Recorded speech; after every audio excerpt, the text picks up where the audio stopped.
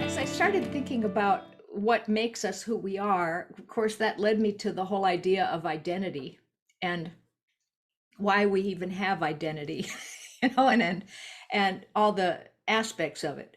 And it led me back to my work with numerology because when you work with the number one, and I guess in astrology it would be Aries, the first phase of anything is individuality.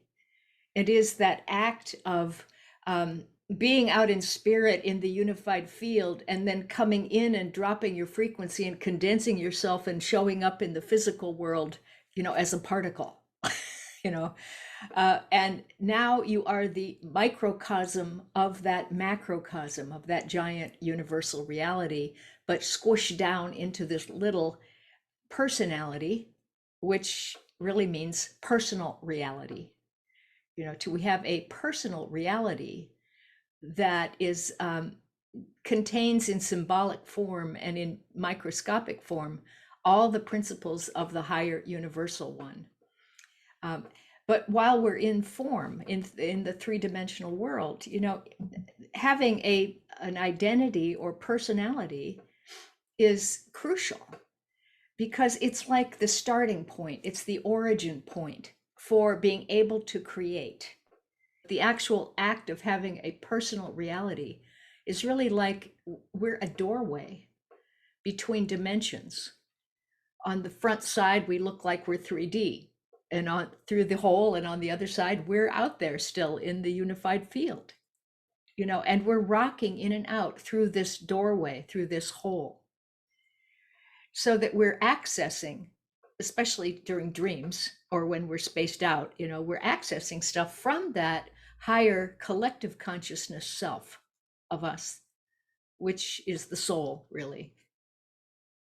And bringing that in to give us ideas and urges and motivations about what we're going to create here. Because I think the real reason we're here is to understand that we are mini creators. And how do you do that in three-dimensional life? We forget that we're connected to spirit often, and then we seem separate from all the other little personal identities and bodies running around. So it's very easy to feel isolated, And then when you start to feel separate and isolated, then your identity becomes the thing that you can hold on to. It is your security blanket. You know what I mean? And so we get confused, I think, that we think our identity is this like real thing, like an object in a way. And we're frightened to death of losing it. And the more that we clear ourselves here, while we're in the body of these small identities, the more we can identify as that larger thing, And then what happens is we start drawing